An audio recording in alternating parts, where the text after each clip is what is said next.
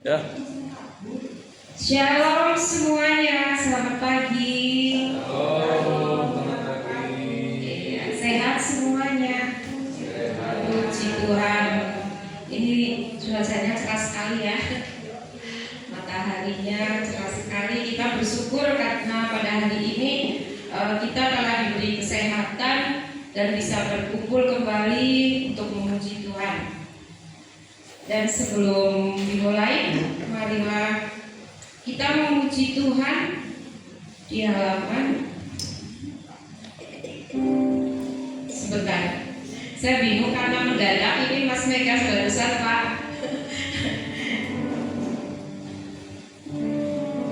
Ya, kita buka halaman 4.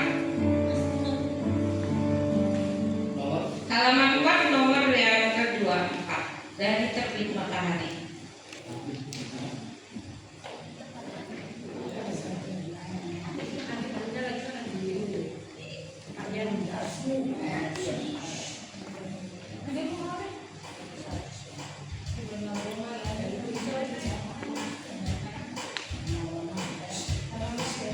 Ayo kita bersukacita, oma-opa sambil tepuk tangan boleh?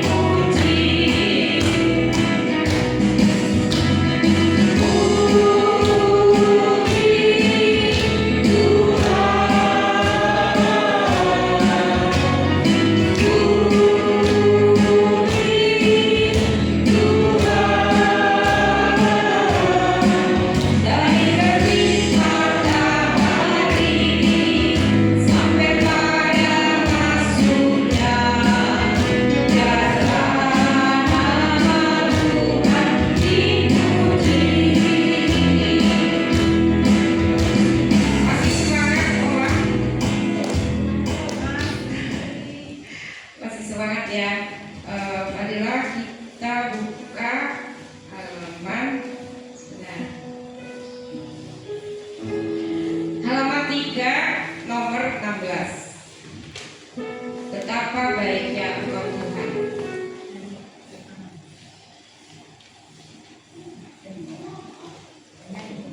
Halaman 3 nomor 16.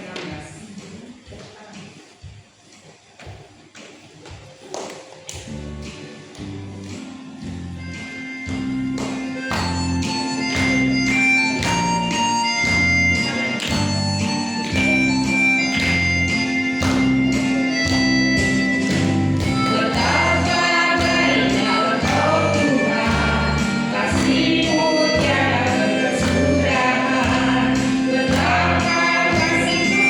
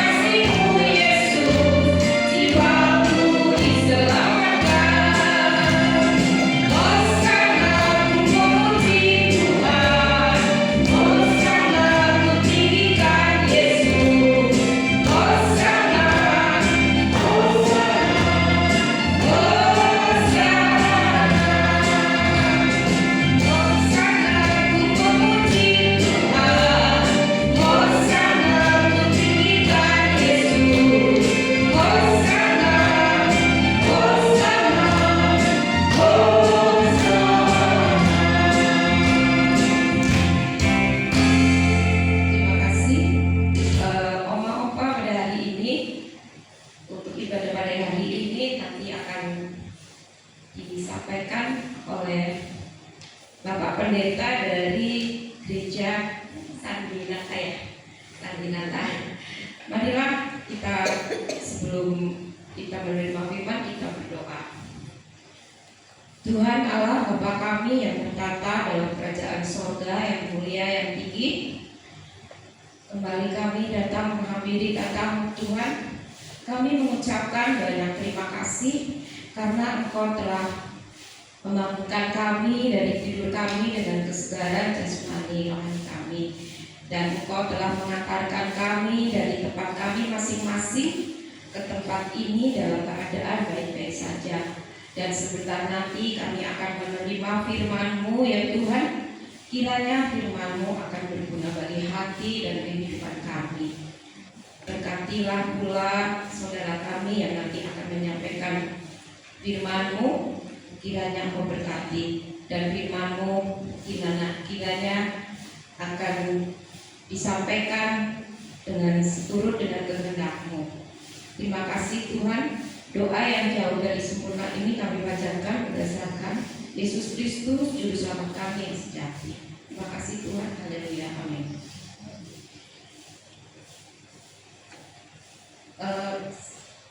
Kita nyanyikan satu kali lagi Oma Opa. Halaman sebentar. Halaman 2 nomor 12. Bapak Engkau sungguh baik.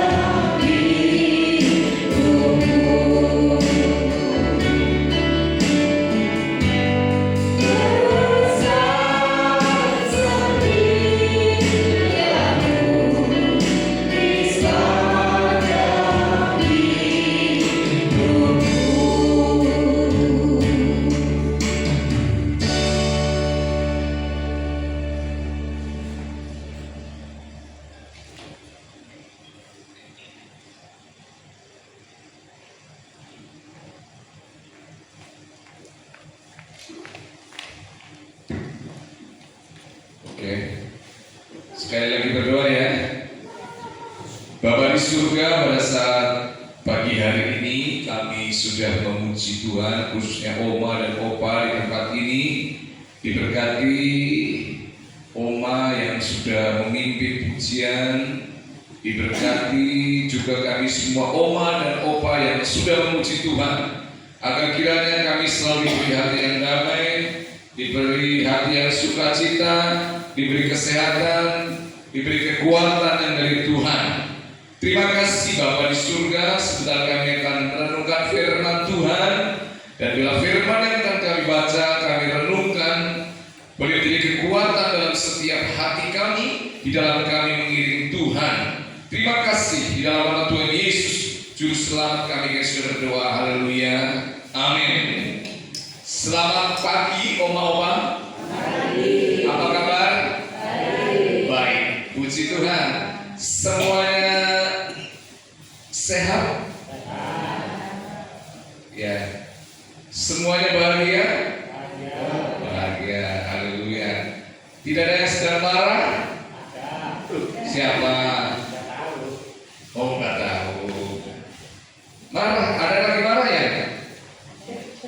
Oh, nggak ada. Berarti semuanya baik-baik ya. Puji Tuhan, Oma-Opa. Di kesempatan pagi hari ini saya diberi kesempatan menyampaikan firman Tuhan untuk Oma dan Opa. Jadi minggu-minggu khususnya Prapaskah ini ya. Tentunya tapi saya tidak akan menyampaikan hal-hal yang masa-masa Prapaskah, tapi saya ingin menyampaikan sebuah renungan yang terambil dari kitab 1 Raja-Raja ya, 1 Raja-Raja pasal 2 ya. Kitab 1 Raja-Raja pasal 2 ayat 1 ya sampai 2 saja, 2 ayat ini. Sebenarnya panjang, tapi saya akan bacanya 2 ayat saja. 1 Raja-Raja pasal 2 ayat 1 sampai dengan 2. Oma-Opa bisa menemukannya? Ya, kalau yang tidak menemukannya nanti mendengarkan dengan baik. 1 Raja-Raja pasal 2 ayat 1 sampai 2. Demikian bunyi firman Tuhan ya Oma-Opa. Ketika saat kematian ya Daud mendekat, ia berpesan kepada Salomo anaknya, aku akan menempuh ya jalan segala yang fana, maka kuatkanlah hatimu dan berlakulah seperti laki-laki. Nah, Oma-Opa, pada saat ini kita sudah membaca 2 ayat firman Tuhan yang boleh nanti kita pelajari supaya meneguhkan kita. Nah, pada saat ini kita sudah baca di mana Daud atau Raja Daud ya di usia yang tua, kurang lebih 70 tahun.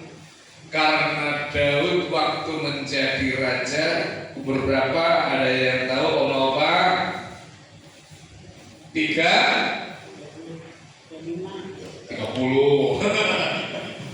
Pada waktu Daud menjadi raja umur 30 tahun, dan dia menjadi raja di Israel selama 40 tahun. Jadinya sudah 70 tahun lah, udah opa ya, sudah termasuk opa ya, opa Daud. Sudah cukup tua. Dan kalau kita melihat ketika itu Daud sudah tua ya, 70 tahun dianggap tua banget ya belum, tapi sudah sakit. Dia sudah mulai sakit, dia dikatakan menjelang ajalnya. Saya juga ketika melihat membaca ini, wah, Daud ini orang yang tampan, ganteng gitu ya, idola wanita betul ya, idolanya para wanita-wanita, gadis-gadis di Israel zaman itu, karena Daud itu ganteng, ya sudah ganteng, dia juga berprestasi kan, jago, pintar pak, perang, ya. Nah makanya mungkin karena dari muda sudah terlalu capek, di usia tuanya dia merasa kelelahan sekali itu, lelah, capek, ya.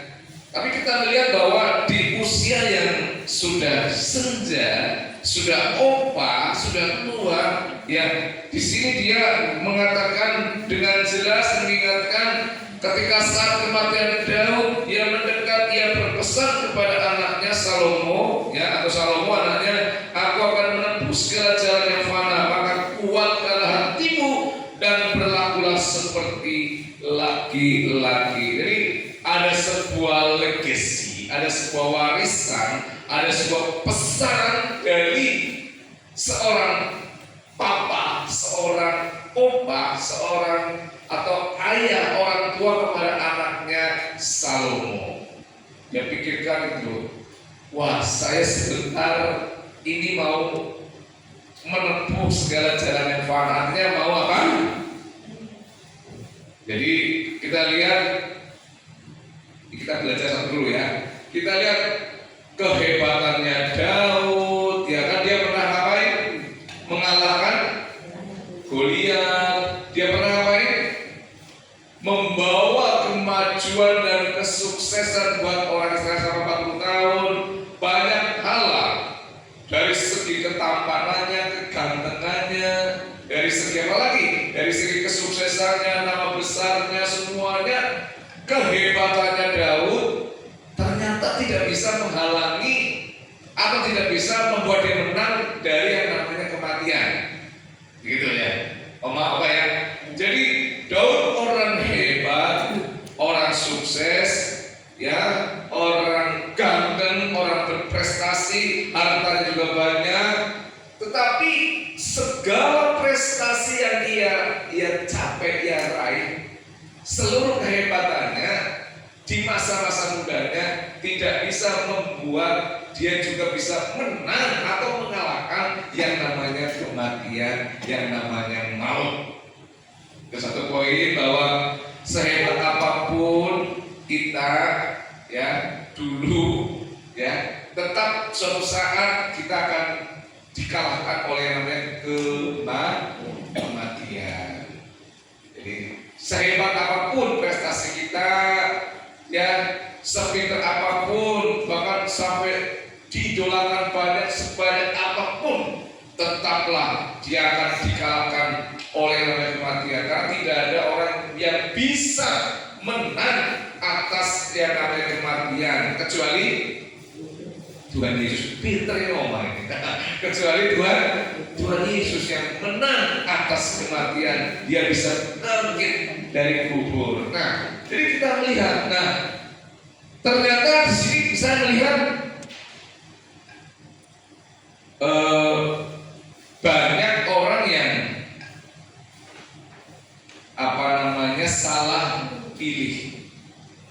Kalau tadi poinnya satu, ingat, sehebat apapun, sekaya apapun, secemerlang apapun, sesukses apapun, ya kesuksesan kita, tetap kita akan dikalahkan oleh yang namanya kematian. Suatu saat kita akan mati. Maka kita sadar bahwa oh iya, semua kesuksesan saya, kehebatan saya, ya akan berlalu, akan berakhir, ya.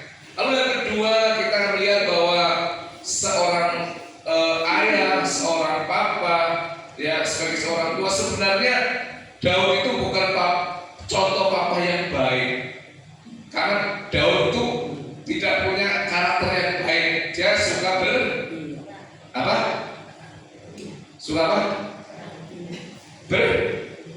berzina, ya. Berzina itu apa, Om? Ya, oh nyeweng gitu loh, suka berzina. Kalau menurut sini, kalau berzina suka nyeleweng. Kalau menurut sini berzina sukanya apa? Oh sama aja gitu kan, nyeleweng. Daud itu bukan papa yang baik, bukan orang tua yang baik, ya tidak mewariskan karakter yang baik. Walaupun dari segi kesuksesannya dia sukses. Jadi ternyata kita bisa belajar di bacaan ini, Daud itu tipe papa yang tidak terlalu peduli dengan keluarga. Nah, ya. Nangkep ya Allah ya. Ya, jadi tidak terlalu peduli dengan keluarga, dengan istri, dengan nama baik. Yang penting dia happy, seneng gitu. Pernah enggak Om melihat orang seperti itu. Bukan di zaman Daud, itu di zamannya oma opa waktu masih agak muda gitu lah. Hah? Sering ada opa gitu ya? Ada. Siapa itu oma? Ayo. Gitu ya. Jadi Daud itu bukan apa yang baik, nggak mau Oke lah kalau legasinya lah harta banyak, warisan ya, warisan legasi tentang kekayaan, tahta, oke ada duit, tapi warisan yang jelek ini nggak bisa hilang ya, pasti jangan sampai itu nanti diturunkan kepada anaknya Salomo juga. Jadi ada dia bukan papa yang baik lah, bukan papa yang baik. Ya, tetapi dia seorang yang bukan papa yang baik karena dia punya karakter tidak baik, pernah ngambil istrinya orang siapa? Betseba, suaminya Betseba nama siapa? Kalimanya? Ya Uria. Diambil dengan cara tidak baik, itu dosa lah ya gitu. Nah, terus dosa yang lain lagi gini loh, dia berzina, dia ngambil istri orang, terus dia membiarkan anaknya Amnon gitu diperkosa oleh ya anaknya sendiri dan dibiarkan. Jadi Daud itu tipe orang tua, tipe ayah, tipe kepala rumah tangga yang tidak terlalu peduli dengan yang namanya keluarga. Nah ini jangan ditiru ya. Cuma dikasih tahu faktanya bahwa Daud itu seperti itu. Ada yang namanya di sini yang namanya Daud? Gak ada ya. Ya, itu playboy. Oh, Goliat ya. Jadi satu renungannya tadi bahwa sesukses, sehebat apapun, secemerlang apapun ya tidak akan bisa dikalahkan oleh kematian, sedangkan mati dan sadar bahwa oh ya inyong aku suatu saat bakal meninggal. Maka kita harus sebagai orang yang punya kesadaran mempersiapkan itu harus dekat dengan Tuhan. Amin opa. Dekat dengan Tuhan. Kalau aku dulu punya salah-salah yang banyak sama anak, seorang mulai introspeksi, minta ampun, mohon ampun sama Tuhan. Ya, siapa tahu nanti kita siapa tahu pasti kita sudah akan dipandu Tuhan. Kita udah plong, sudah tidak punya dendam, tidak punya sakit hati, nggak punya akar pahit. Nanti kalau kita suatu saat dipanggil oleh Bapa, oleh Tuhan, kita sudah enak, gitu. Amin. Amin. Ada yang masih suka sakit hati?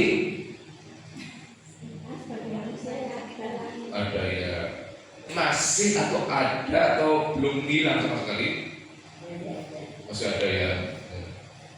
Itu kan harus dihilangkan sedikit orang. Jadi kalau kita akal baik, sakit hati, itu kan sama dengan kita minum racun, tapi berharap orang lain yang mati. Bisa enggak? Bisa bagaimana? Jadi saya minum racun nih, tapi kita berharap orang lain yang mati, kan tidak bisa. Justru kita yang akan mati pelan-pelan imannya, rohaninya gitu loh.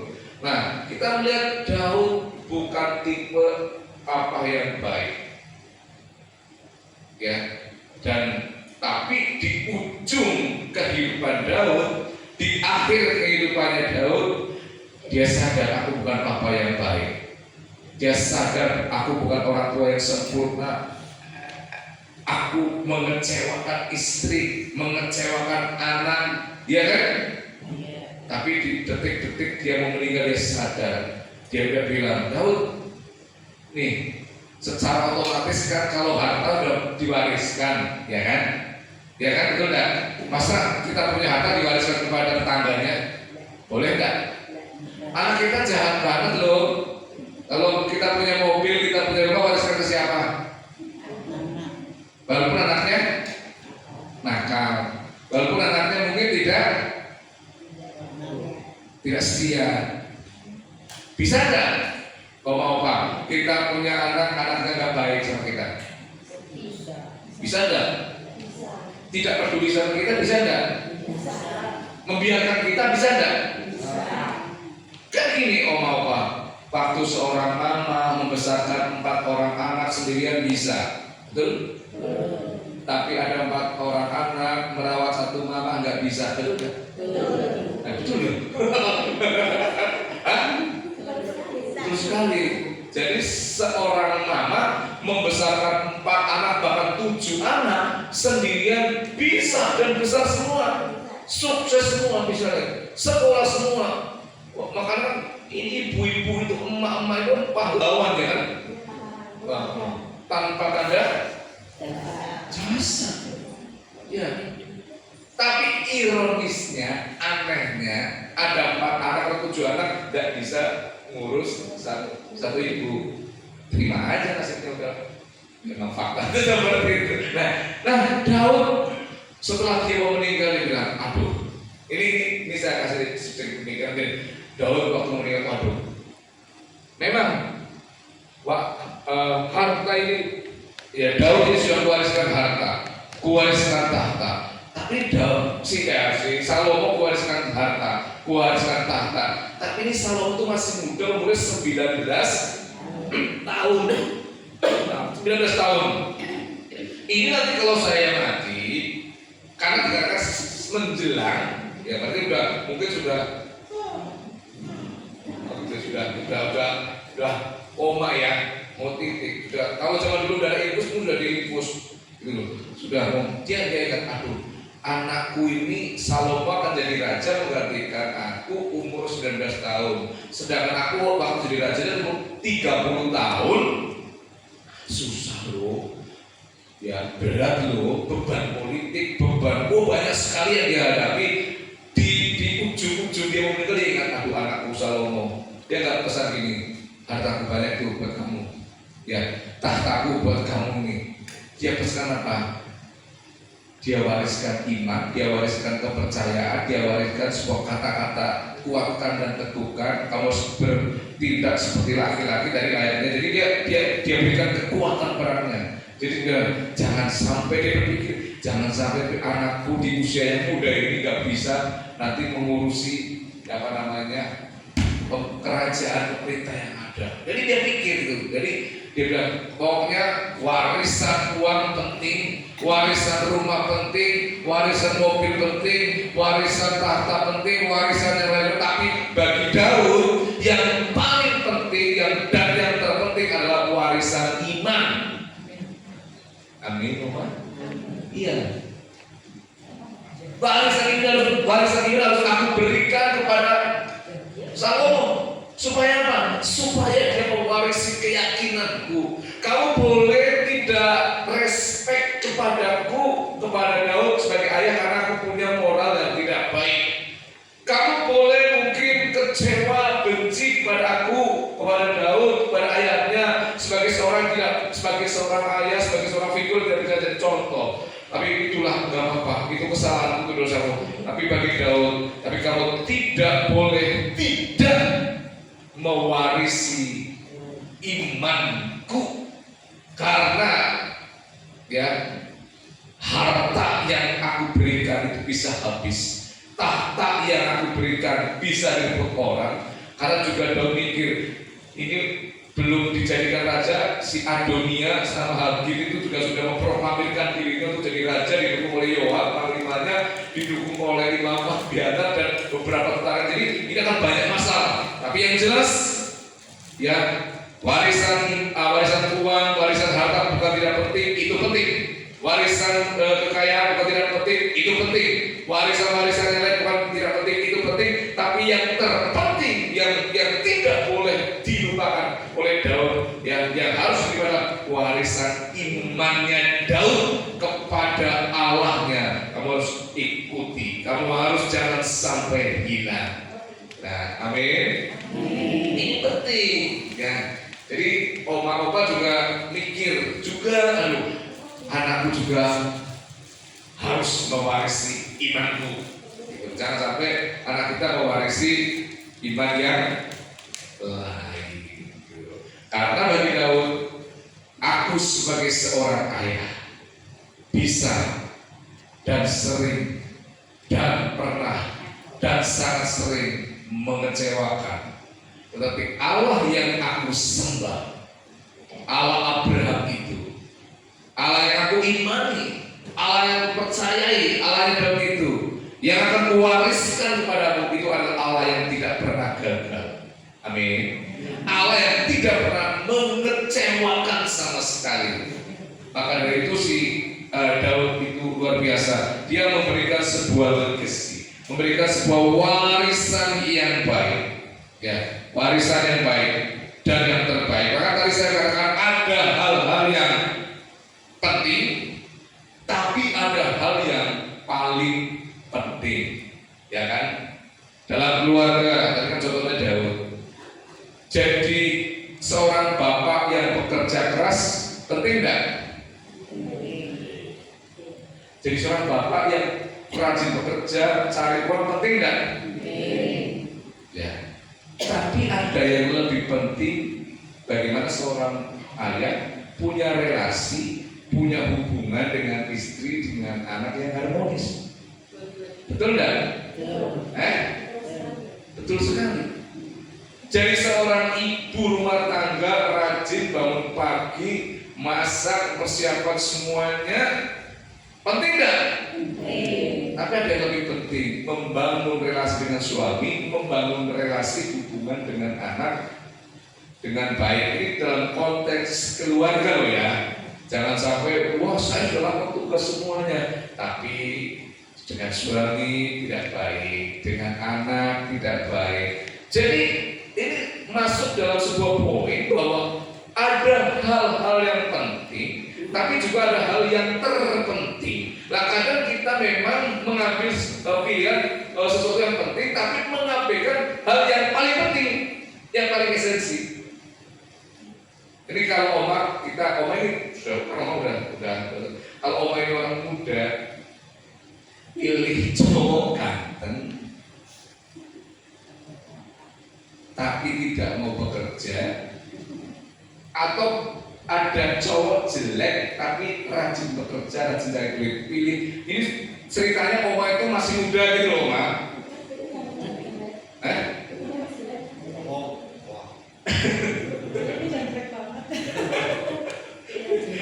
Ya, kalau Oma ini sekali kita membayangkan Oma masih muda, Oma yang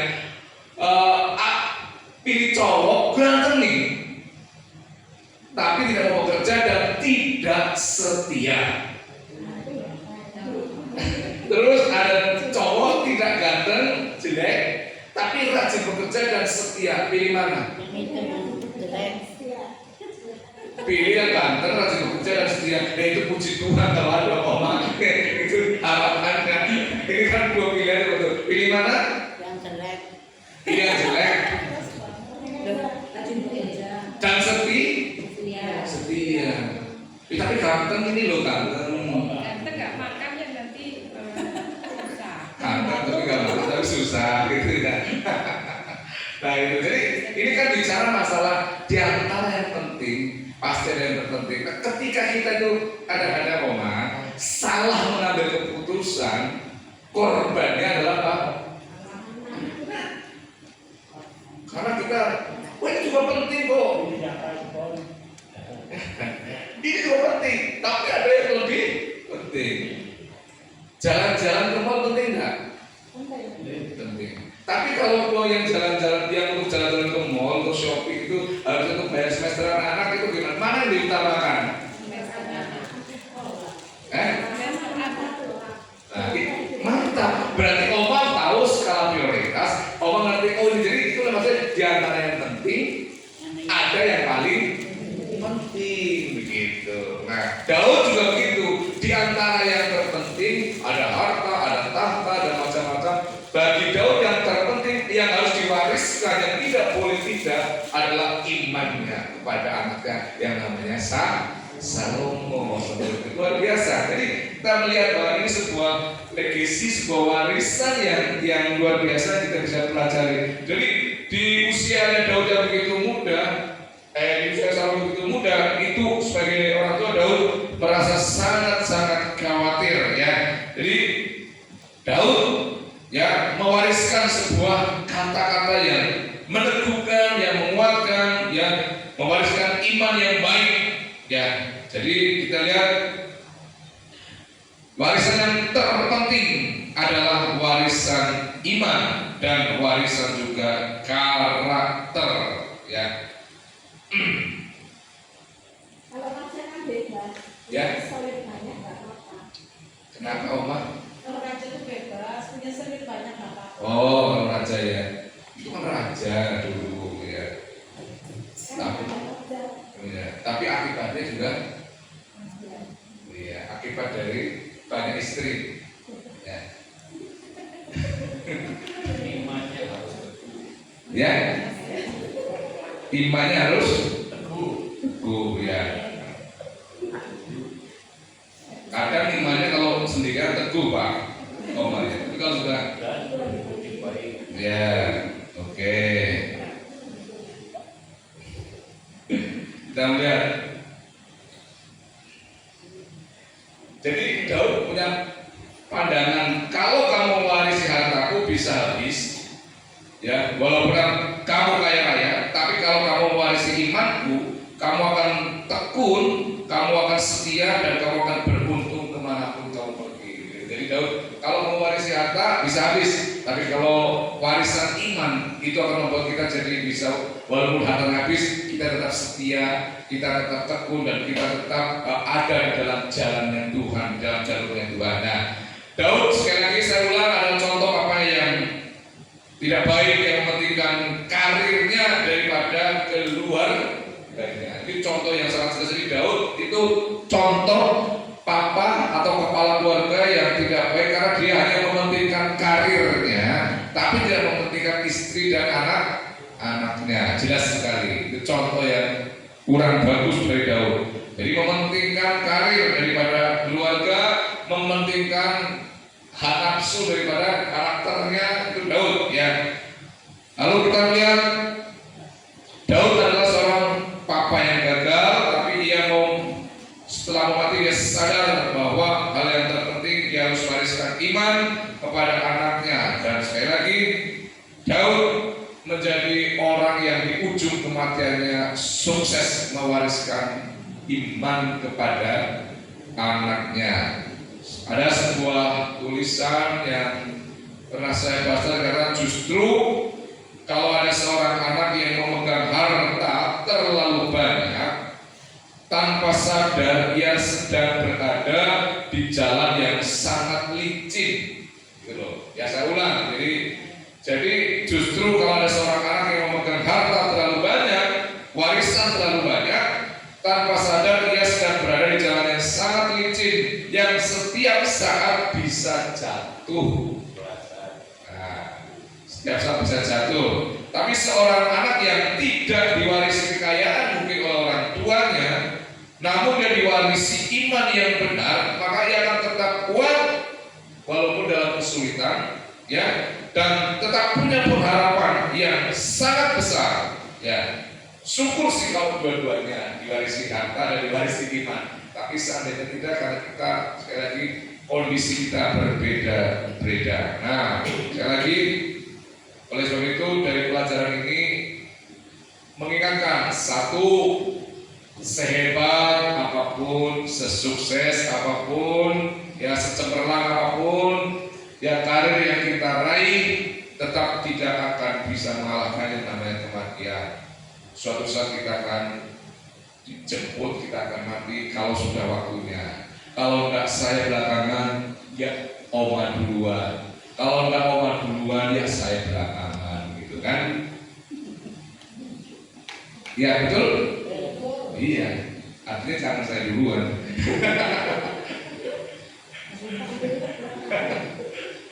Jadi kalau enggak Oma duluan ya, kalau enggak balik lagi. Nah, lalu yang kedua, ya papa yang memang Daud dari dia orang tua papa yang gagal, tidak dari contoh, tidak dari teladan, tapi di ujung hidupnya dia menyadari bahwa anaknya harus punya iman yang teguh, harus mewarisi iman yang kuat, dan dikatakan harus seperti seorang laki-laki. Karena sekali lagi kesadaran Daud, ingat, aku aja yang 30 tahun jadi raja mengalami kesulitan begitu banyak, maka dia harus mentor sebentar ini, tolong bahwa kamu 19 tahun kayaknya umurnya masih muda, tanggung jawabnya berat, apalagi sudah ada kudeta, ya ada yang saudara dirimu yang sudah memproklamirkan diri jadi raja, gitu seterusnya, banyak hal. Maka harus punya, sekali lagi, kamu boleh pakai pengalaman-pengalamanku kalau diperlukan, tapi yang jelas yang tidak boleh tidak adalah kamu harus pakai iman yang baik yang aku miliki, dan kamu harus warisi. Iman itu iman yang dipakai oleh Daud menghadapi Goliat, iman dipakai Daud untuk memajukan bangsa, itu yang harus kamu pakai. Iman kepada Allahnya Abraham jangan sampai lepas. Nah, ini yang penting. Jadi, dan sekali lagi Daud adalah contoh orang yang tidak sekali lagi dalam keluarganya tidak bisa menjadi contoh, tapi dia betul-betul menyadari ya. Dan kalau kita lihat memang akhirnya juga Salomo pada akhirnya nanti kesana juga, tapi kita tidak akan bahas itu. Jadi kira-kira mudah-mudahan melalui renungan firman Tuhan pada pagi hari ini kita diingatkan, ya kita sudah semakin tua, kita sudah semakin jadi oma dan jadi opa. Yuk dekatkan diri kita kepada Tuhan, ya hilangkan semua sakit hati, dendam, akar pahit, happy, rukun kompak di sini ya, bersatu ya, rukun kan di sini, rukun ya, nggak ada yang tukaran kan?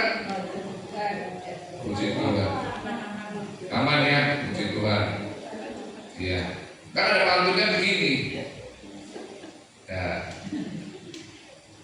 beli es, jangan lupa beli batu. Ya kalau pengen sukses, mari kita bersatu. Gitu. Kalau pengen kita berantem terus, ya jangan bersatu. Berkat pasti akan turun.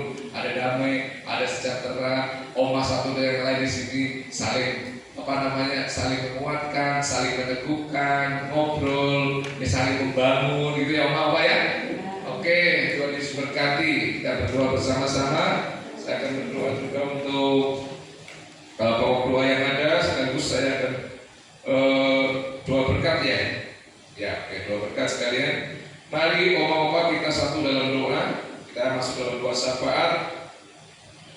Bapa di dalam kerajaan surga, Bapa yang kami kenal dan kami sembah di dalam nama Tuhan kami Yesus Kristus, Allah yang hidup dan Allah yang mendengar. Pagi hari ini bersama dengan Opa dan Opa di Panti Werda Budi Dharma Kasih Kalimantan ini kami berdoa untuk Oma Alin yang sedang diopnam di Rumah Sakit Geriatri Purwokerto. Tuhan Yesus, inilah doa kami. Sepakat kami doakan supaya apapun sakitnya, Tuhan Yesus menjawab, Tuhan Yesus menyembuhkan Oma Alin dengan sempurna, sehingga dia akan mengalami mujizat, mengalami kesembuhan yang dari Tuhan Yesus Kristus. Terima kasih Tuhan. Kami juga berdoa untuk pengurus Yayasan Budi Dharma Kasih di Kalimantan ini, supaya semuanya diberkati oleh Tuhan, dari pemimpinnya, dari pengurusnya, semua karyawan-karyawannya, semua sehat walafiat, semua diberkati Tuhan, semuanya rukun, semuanya kompak, saling mengasihi, saling menghormati, saling melayani satu dengan yang lain, dan mereka betul-betul hidup di dalam kasih dan persaudaraan yang nyata. Kami juga doakan untuk oma-opa, supaya terus oma-opa yang ada di tempat ini diberi kesehatan yang dari Tuhan, diberi kedamaian dari Tuhan, diberi sukacita yang dari Tuhan, dan apa yang menjadi doa-doa dan apa yang menjadi harapan oma-opa di tempat ini, Tuhan juga mengabulkannya. Hiburkanlah semua opa di tempat ini, semua oma di tempat ini, kuatkanlah mereka, berikanlah sukacita yang mengalir yang dari Roh Kudus dalam hati mereka masing-masing. Dan kami juga berdoa supaya Tuhan akan untuk opa Teguh yang berulang tahun, Tuhan berkati supaya di hari ulang tahun opa Teguh ini Tuhan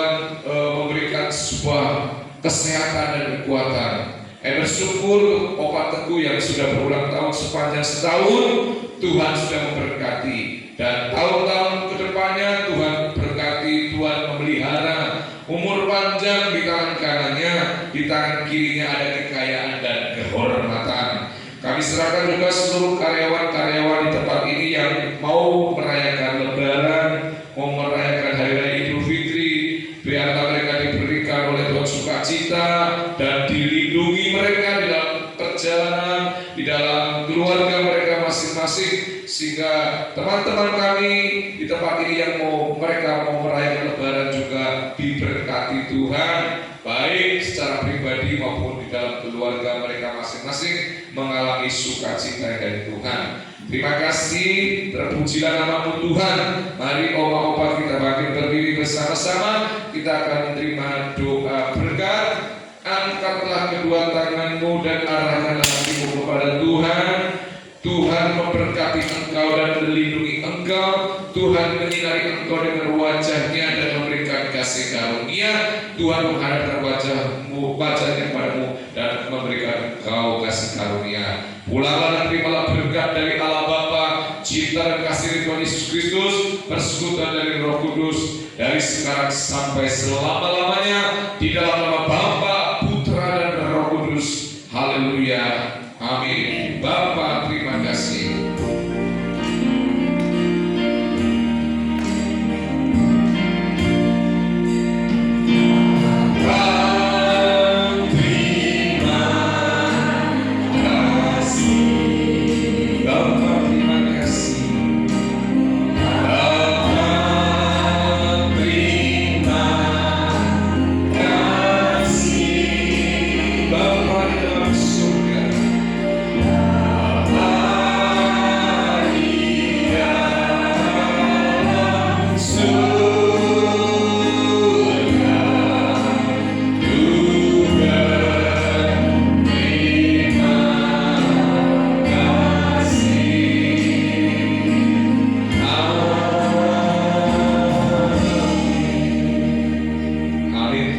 Ibadah selesai, Tuhan memberkati.